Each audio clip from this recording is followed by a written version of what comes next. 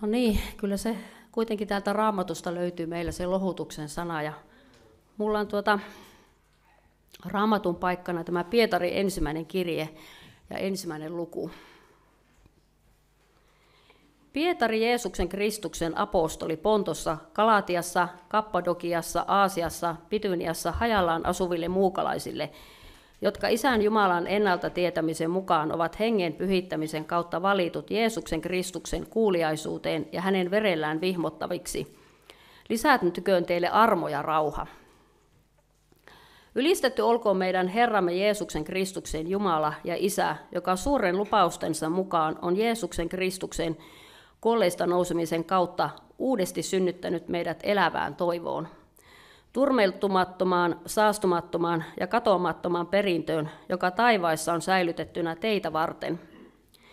Te varjellutte Jumalan voimasta uskon kautta pelastukseen, joka on valmis ilmoitettavaksi viimeisenä aikana. Sen tähden te riemuissette, vaikka te nyt, jos se on tarpeellista, vähän aikaa kärsittekin murhetta moninaisissa kiusauksissa ja koettelemuksissa. Näin siksi, että teidän uskonne aitous ja kestävyys havattaisiin paljon kallisarvoisemmaksi kuin katoava kulta, joka kuitenkin tulessa koetellaan, ja koituisi kiitokseksi, ylistykseksi ja kunniaksi Jeesuksen Kristuksen ilmestyessä. Häntä te rakastatte, vaikka ette ole häntä nähneet. Häneen te uskotte, vaikka ette nyt näe häntä, riemuiten sanomattomalla ja kirkastuneella ilolla. Ja sitten se tärkeä kohta. Sillä te saavutatte uskon päämäärän, sielujen pelastukseen. Meillä on näitä huoleja, murheita ja koettelemuksia täällä matkan varrella tosi paljon. Ja itsekin voisin kertoa siitä omasta uskontulosta, että olin aina uskonut Jumalaan, mutta mulla ei ollut sitten sitä tietoa Jeesuksesta. Ja olin käynyt rippikoulut ja minut oli kastettu. Ja oli vähän niin kuin tämmöinen uskonnollinen ihminen, jos voi sanoa näin, mutta tiesin sen kuitenkin, etten ole uskossa.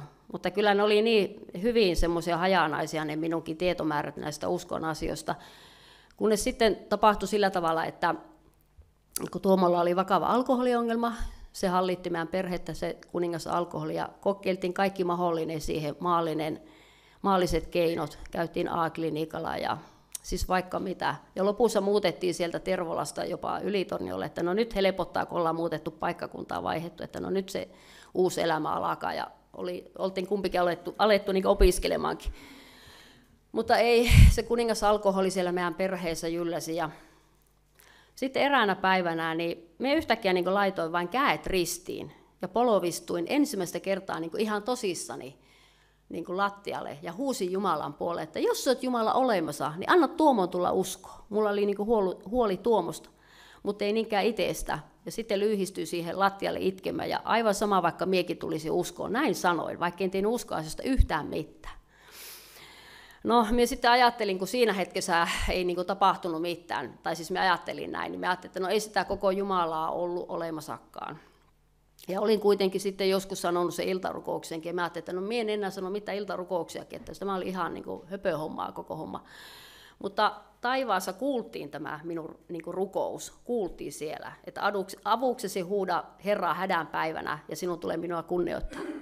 No taivaassa kuultiin tämä minun rukous, ja ei siitä sitten niin pitkään aikaan mennyt, niin alkoi tapahtumaan, että Tuomo muutti pois kotoa, ja minä jäin sitten asumaan siihen entiseen asuuttoon lasten kanssa, ja tapahtui niin, että Tuomo tuli ensiksi uskoon, ja no siinä tapahtui monenlaista, mutta sitten niin Tuomo sanoi, että tule sekin käymään siellä seurakunnalla. Ja no minä menin sinne tietenkin, ja kuulin sitten siellä evankeliumiin, että Jeesuksen kautta vain voi pelastua, että Jeesus on sovittanut meidät synnit ristillä. Ja multa kysyttiin, että haluanko luovuttaa elämäni Jeesukselle. Mä että no en tietenkään, kun mulla oli niin hajanainen käsitys siitä uskon asioista. Sitten menin seuraavalla viikolla toisen kerran sinne seurakunnalle ja taas kysyttiin, että haluanko luovuttaa elämäni Jeesukselle. Mä että no en tietenkään. Että mä olin ajatellut, että mä en ikinä astu jalallani helluntai-seurakuntaan. No sitten kuitenkin alkoi tämmöinen minun etsikkoaika ja mä rupesin miettimään, että minä sitten sain semmoisen todistuskasetin, missä kerrottiin nämä uskon asiat ja kerrottiin, että on olemassa taivas ja helvetti ja se ratkaisu pitää tehdä jo täällä ajassa maan päällä. Ja minä ajattelin sitten, että ei se voi olla totta, että minä kiltti kotiäiti olen matkalla helvettiin, että onko tämä niin totta.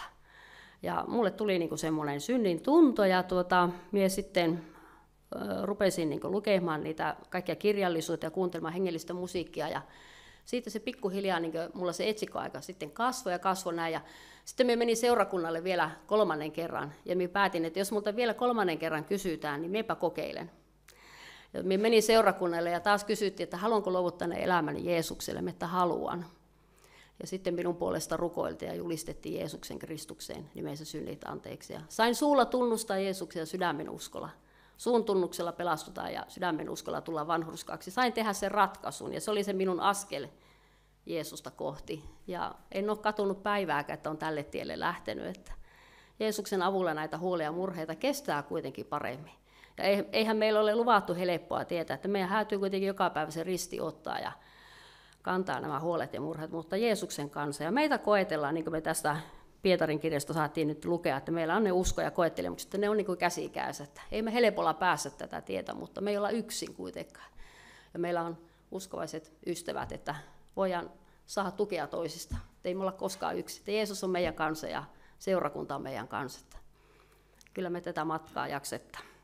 Että tämä olkoon niin semmoisena lohuttavana sanana seurakunnalle, että kyllä me kuule tästä selvittää ja jaksettaa mennä eteenpäin. Tämmöistä.